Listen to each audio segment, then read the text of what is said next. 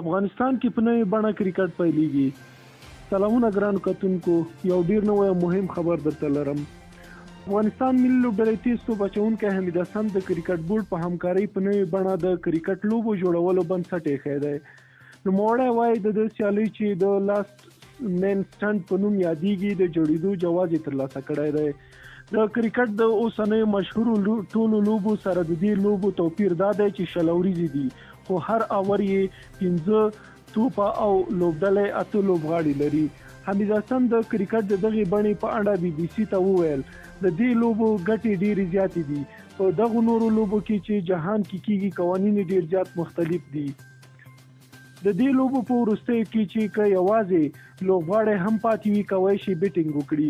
په دې سیالیو کې توپ اچوونکی لومړی ځل وایډ بال وکړي یوه منډه حسابېږي، خو که دویم ځل داسې توپ واچوي 3 منډې حسابېږي. که د دغو لوبو د وروستي اور په اخري توپ باندې شپږیزه ووهل شي 12 منډې حسابېږي. د ښاغلي حمید حسن په وینا له دې ډول کرکټ سره به هغو لوبغاړو ته هم د لوبېدو چانس برابر شي چې د کرکټ شپږیزې او د افغانستان لیګ سیالیو نه لرې پاتې شوي دي. لاست مین سټنډ سیالۍ په 14 نورو هیوادونو کې هم کیږي، خو ټاکل شوي په افغانستان کې لومړۍ سیالۍ د راروانې جون میاشتې کې ترسره شي.